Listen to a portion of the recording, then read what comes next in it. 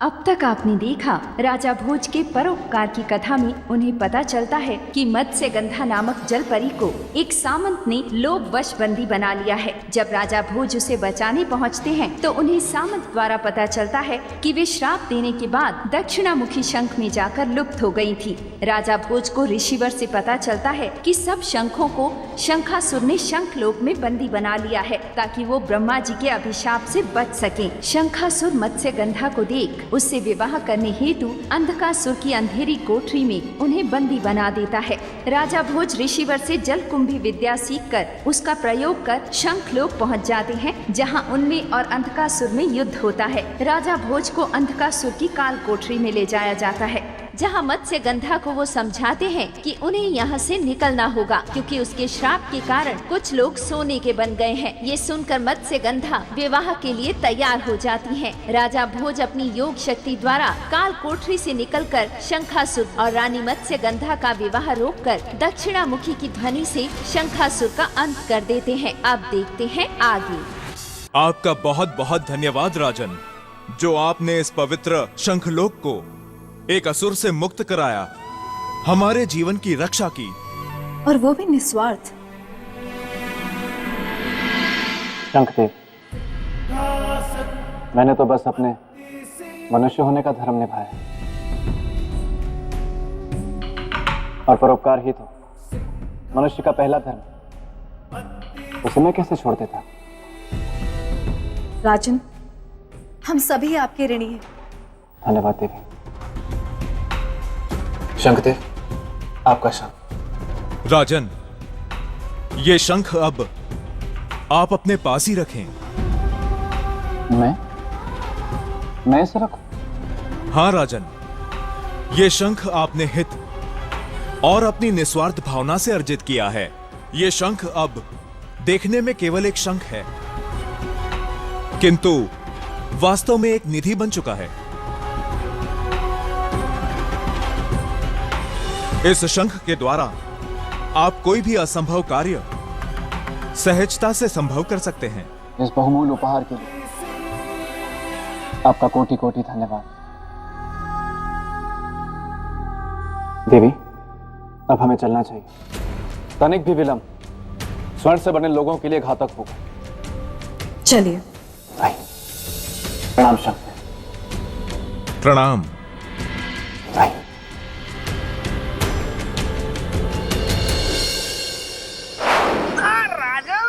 रुकिए जरा, थमिए जरा। आप सोच रहे होंगे कि आपने परोपकार की परीक्षा तो पार कर ली और अब आप परोपकार की सीढ़ी भी चढ़ जाएंगे। लेकिन ऐसा नहीं है। आपने परोपकार की परीक्षा जरूर पार कर ली, परंतु अब भी आप परोपकार की सीढ़ी नहीं चढ़ सकते। क्यों? क्योंकि परोपकार की परीक्षा को पार करने के लिए आपको निर्णय की परीक्षा का पार करना भी बहुत जरूरी है, जो कि परोपकार की परीक्षा का ही हिस्सा है। मैं परीक्षा के लिए तैयार।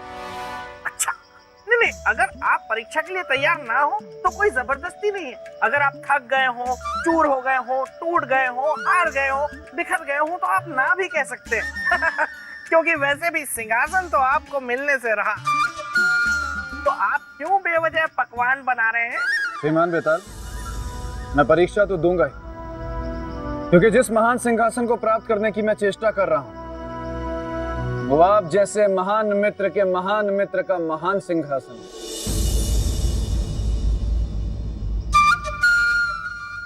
क्या हुआ? आपको कुछ समझ में नहीं है? नहीं, मेरी कुछ समझ में नहीं है। नहीं, मतलब मेरी समझ में सब कुछ आ गया है, परंतु फिर भी मैं चाहूंगा कि आप अगर खुलकर कहेंगे तो अच्छा होगा। मैं ये कहना चाहता हूं कि मैं तैयार। तो ठीक है, किंतु याद रहे, अगर आप इस निर्णय की परीक्षा में असफल हुए तो फिर भूल जाइएगा सिंहासन को।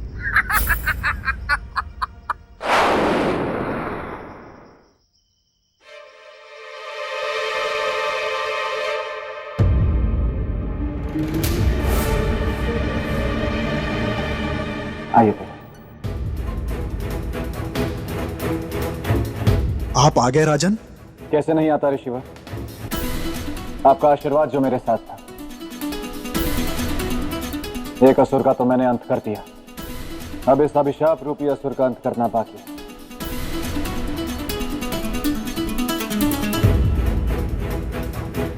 तो बताइए ऋषिवर, इन लोगों को अभिशाप मुक्त कैसे करें? राजन, इन सबको अभिशाप मुक्त करने के लिए एक अनुष्ठान करना होगा। कैसा अनुष्ठान ऋषिवर, और क्या करना होगा उसमें? राजन, देवी मत्स्यगंधा के खुशी के आंसू तथा दक्षिणामुखी शंख के साथ एक सम्मिलित अनुष्ठान करना होगा। ऋषिवर, क्या इस अनुष्ठान से इनका अभिशाप दूर हो जाएगा? अवश्य राजन, क्योंकि इस अभिशाप का कारण ही है मत्स्यगंधा का क्रोध तथा दक्षिणामुखी शंख का दुरुपयोग। इस अनुष्ठान से इन दोनों की अशुद्धता पवित्र हो जाएगी तथा शांत भी। तो चलिए ऋषिवर, बिना विलंब किए इस अनुष्ठान को करते हैं।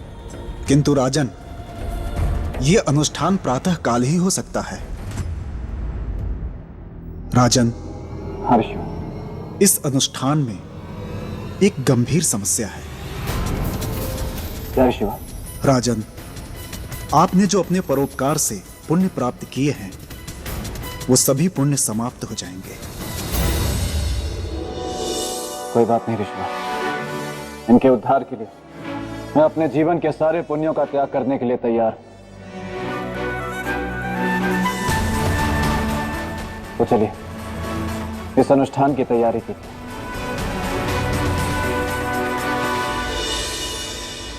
राजा भोज, श्रीमान बेताल, आप यहाँ क्या कर रहे हैं? राजन, मैं जो भी कुछ कर रहा हूँ, लेकिन आप ये उचित नहीं कर रहे हैं। आपका निर्णय अनुचित है। ये आप क्या कह रहे हैं? मैं सच कह रहा हूँ, आप कुछ भूल रहे हैं। मैं क्या बोल रहा हूँ? बताइए राजन, कहाँ है वो पवित्र निधि जिसे लाने का आपको प्रयत्न करना था, जिसमें दूसरों के हित की भावना हो, निस्वार्थ कार्य की भावना हो? कहाँ है वो निधि? आप भूल रहे हैं राजन, वो निधि आप ही के पास है और उसी में सारा पुण्य छिपा हुआ है। ये शंख आपने हित और अपनी निस्वार्थ भावना से अर्जित किया है। ये शंख अब देखने में केवल एक शंख है, किंतु वास्तव में एक निधि बन चुका है। इस शंख के द्वारा आप कोई भी असंभव कार्य सहजता से संभव कर सकते हैं। याद आया आपको? राजन, एक बात जान लीजिए कि वो निधि आपके पास है, लेकिन उसका सारा पुण्य कल अनुष्ठान शुरू होते ही समाप्त हो जाएगा। हाँ, और साथ ही समाप्त हो जाएगी आपकी सिंहासन को पाने की लालसा। नहीं, ऐसा नहीं हो सकता। लेकिन किंतु परंतु उसके लिए आपको उसे लेकर अभी इसी वक्त यहाँ से जाना होगा। जाना हो? इन्हें इस तरह आधा सजीव और आधा निर्जीव छोड़कर? हाँ, क्यों नहीं जा सकते? हाँ, ठीक है, कोई बात नहीं, लेकिन फिर सोच लीजिए, आप अपनी प्रजा को उस दिव्य सिंहासन का लाभ नहीं दे पाएंगे राजन। नहीं, ऐसा नहीं।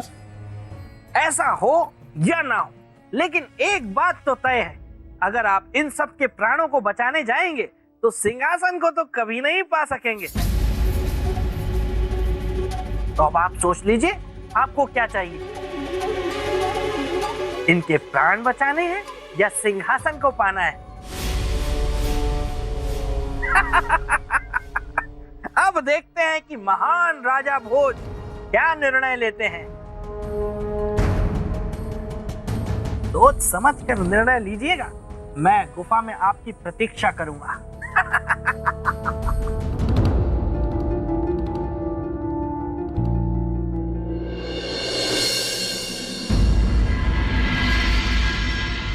नारायणं नमस्कृत्य नरं चैव नरोत्तमं देवीं सरस्वतीं स्वाहा।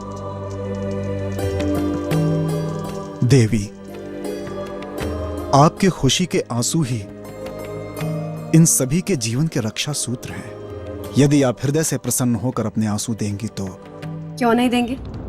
प्राण हम में भी है, भावना हम में भी है, मोल जानते हैं आंसुओं के भी और किलकारियों का भी।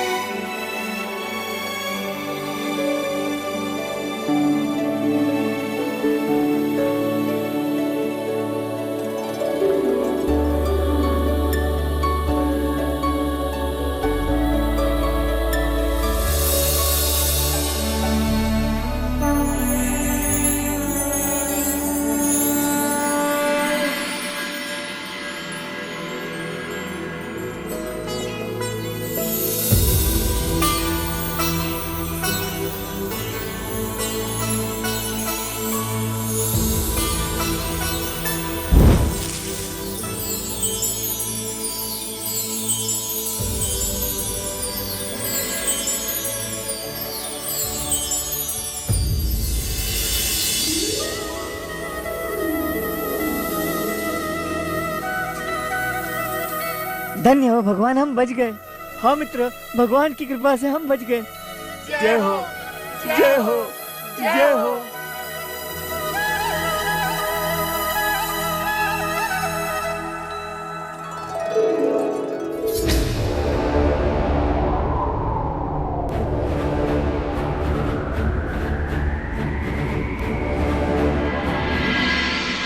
आपका बहुत बहुत धन्यवाद राजन, जो आपने हमारा जीवन लौटा दिया। ये पूरा संसार एक परिवार, और परिवार में कोई भी दुखी रहे तो ये हर एक मनुष्य का दायित्व है कि उसके दुख को दूर करे। इसलिए मैंने कोई बहुत बड़ा काम नहीं किया।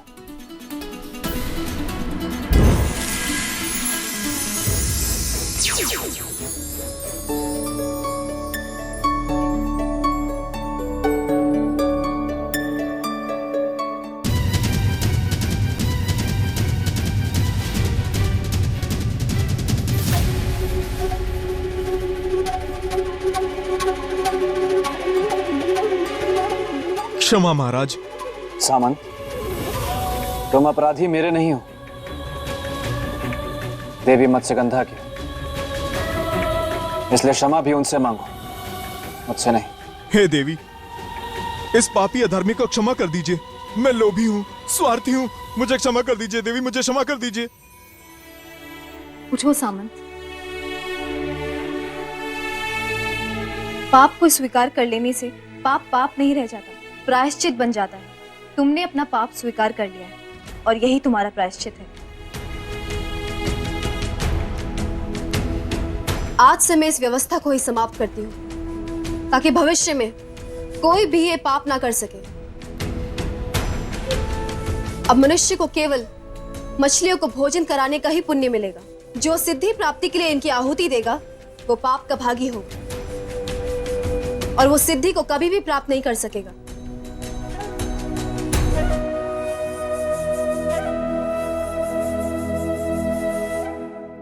हम सबका जीवन बचाने के लिए एक बार पुनः बहुत बहुत धन्यवाद। राजा भोज की, राजा भोज की। प्रजाजनों, जय जयकार के असली अधिकारी हमारे गुरुदेव ऋषि ज्ञानवेश्वर हैं। इन्हीं के आशीर्वाद से मैं इस दुर्गम कार्य को करने में सफल हो सका। महान तो आप हैं राजन, महत्वपूर्ण होती है पात्रता, जिसके आप साक्षात उदाहरण हैं। अच्छा गुरुदेव, अब आज्ञा दें, मुझे देवी मत्स्यगंधा को जलपरियों के पास वापस पहुंचाना। वो प्रतीक्षा कर रही होंगी। आयुष्मान भवा।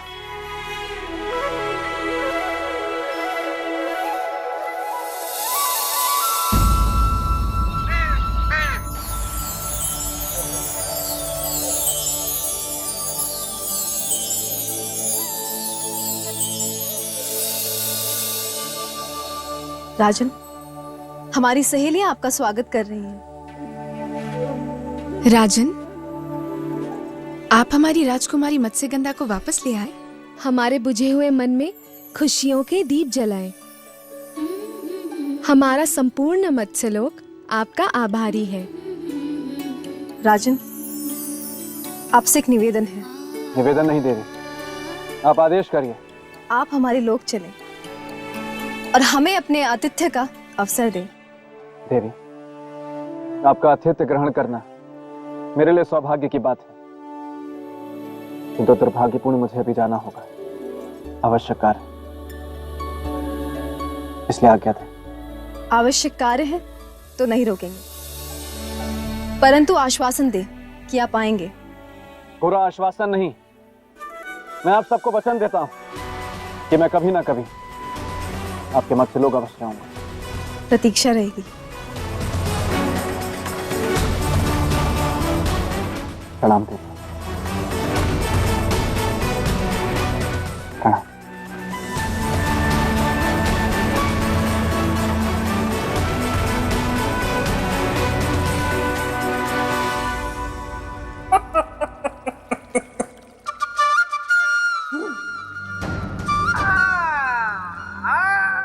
आइए राजन, आइए।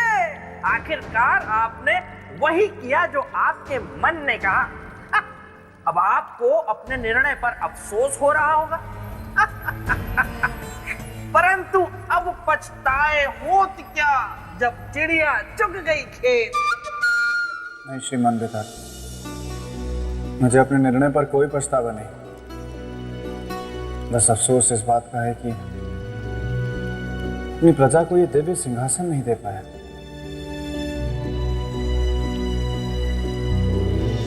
जाते जाते आपसे एक बात कहना चाहता हूं। मैं आपका बहुत बहुत आभारी हूं कि आपसे बहुत कुछ सीखने को मिला। अच्छा, आप कह दीजिए।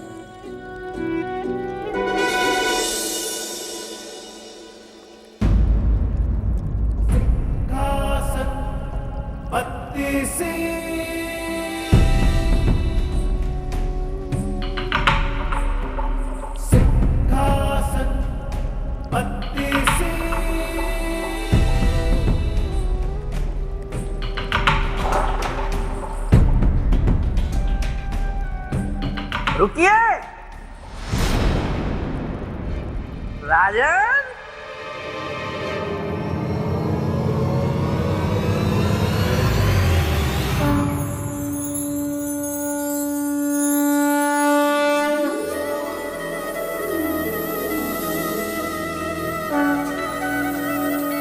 श्रीमान, ये शंख? हाँ राजन, शंख। चौंकिए मत राजन, आप तो ऐसे चौंक रहे हैं जैसे मैं आपको शंख नहीं बल्कि बिच्छू दिखा रहा हूं। ये शंख आपका है राजन। आपने इस निधि को कमाया है, लीजिए।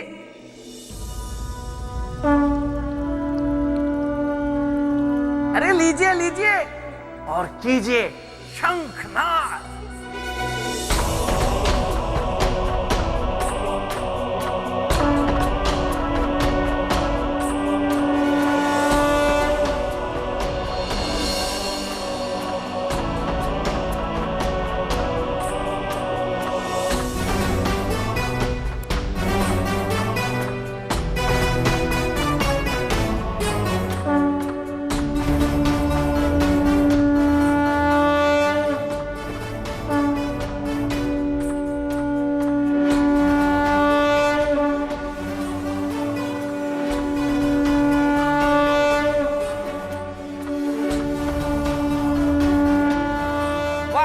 वाह वाह राजन वाह। आपने ना सिर्फ निर्णय की परीक्षा पार की बल्कि परोपकार की परीक्षा भी पार कर ली है।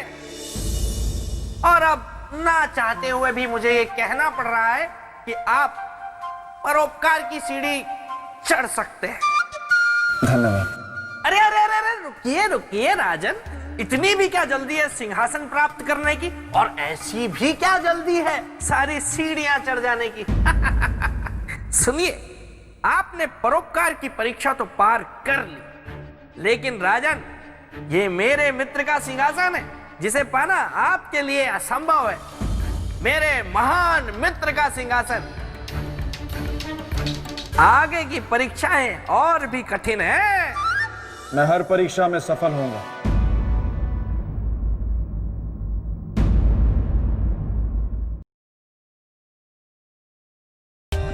For more updates, subscribe to our channel, click the show links and enjoy watching the videos.